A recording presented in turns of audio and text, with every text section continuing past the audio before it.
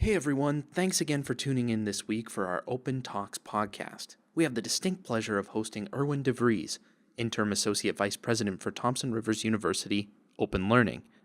Irwin is an open educator and an advocate for open educational practices. Open Education Resources was built around a concept of licensing, Creative Commons licensing. And it basically was a licensing regime that allowed you to take a learning object and license it in such a way that others could reuse it and repurpose it. When the OERu came along, they contacted TRU, where we talked about Thompson River University's participation in the OERu. And we got pretty excited about that because we saw that as a real opportunity at that point to start learning more about open education resources, getting involved with not only resources, but also open educational practices. Open education resources I talked about is learning content and licensed in a certain way and made available for repurposing and so on. Open educational practices are much wider. It's things we do like prior learning assessments, where we can take informal learning and actually convert it into formal learning and credit. It's about having open entrance standards so that you don't have to have all kinds of prerequisites to take our courses. So it makes learning available to a wider body of learners than just the traditional sort of just out of high school bunch that just come in, right? Distance education is a part of an open educational practice because it makes learning more accessible. It's all about access. So by joining in with OERu, it kind of gave us, I sort of saw it as a catalyst for thinking more intensively and purposefully about open educational resources, open educational practices. It got our instructional designers more involved. We had several faculty members here that got involved with writing and repurposing courses to put into the OERu. We got open textbooks involved in conjunction with the BC Campus Open Textbook Project. And we also had lots of discussions about how do we give those students credit and how do we recognize those courses. What we're trying to do right now is build a critical mass of courses. With the idea that there's going to be enough courses in there and that the goal is to finish that off this year, that they can do a full first year of education for free. So that's the goal right now. And then the challenge at that point is to investigate, and we're all working on that right now, which universities have the capacity to give credit for that. We have a particularly good mechanism here at TRU through the Bachelor Degree of General Studies, which is an open learning degree, but it involves a lot of arts courses and other courses on campus. So it's a very generous framework where students can take almost any courses and put them together. That's why it's called General Studies. There's no major. You can take a minor, I believe. And so we're trying to compile a list of interesting courses where that's when we really want to start getting students enrolled, because now there's something to promote and say you can get a full year of university through this. Within our curriculum development unit, particularly with instructional designers, we use a lot of open education resources, embed them in our courses. We have, so we're in the process of taking 2 courses that we're building right now and licensing them as open education resources.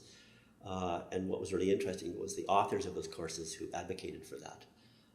And so we worked with our legal department, and we actually now have a system for licensing our OERs properly.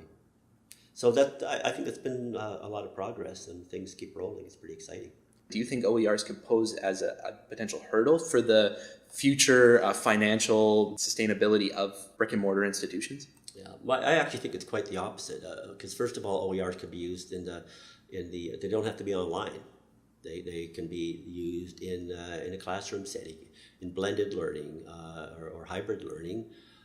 They can be used in any setting whatsoever, and sort of in a wider philosophical sense, you can enter the future with more of a scarcity attitude and an abundance attitude. I didn't invent that. That's a well-known sort of paradigm.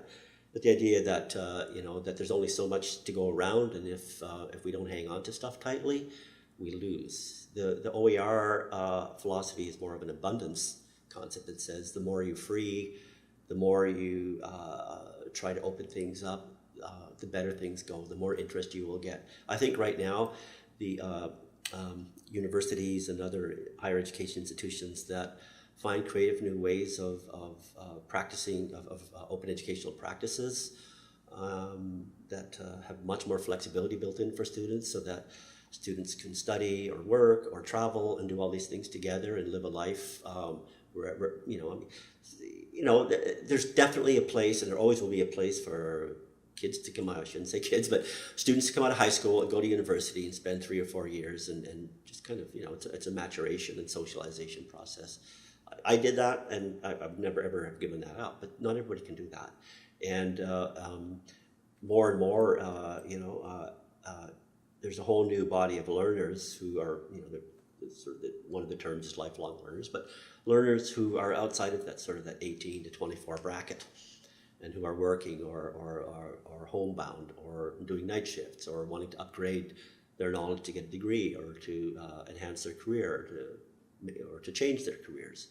And it's a much more dynamic economy, and so the flexibility, that kind of flexibility and openness just opens up a whole new market.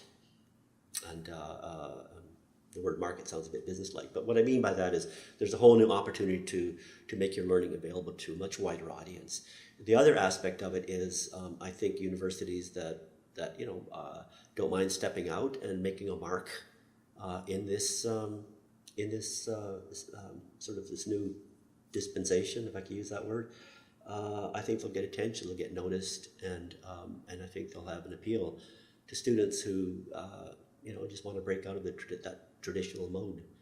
So I think, and particularly ever since probably when MIT started going online, and then Stanford and a bunch of other sort of the larger universities started doing the MOOC, open content and so on.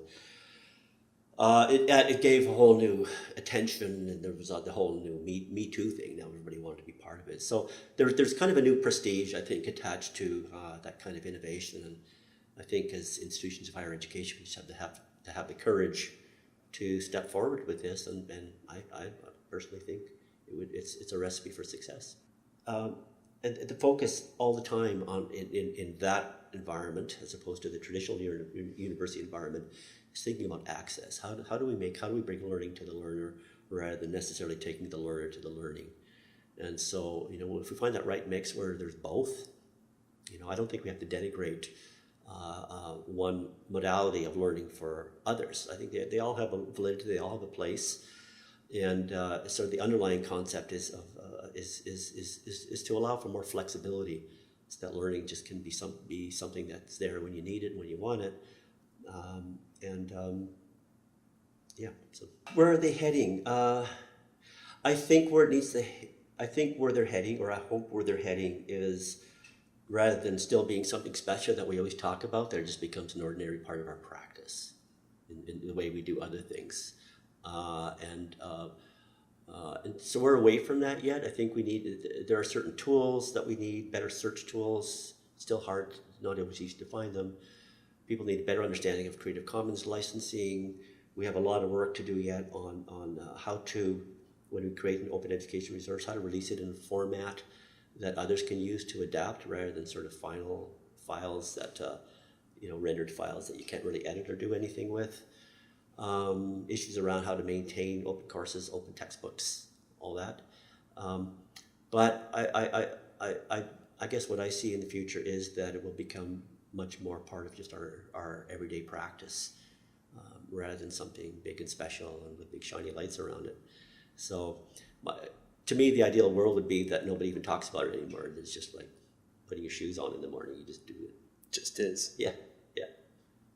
That would be my dream. Maybe not in my lifetime, but I think that's sort of how I see it.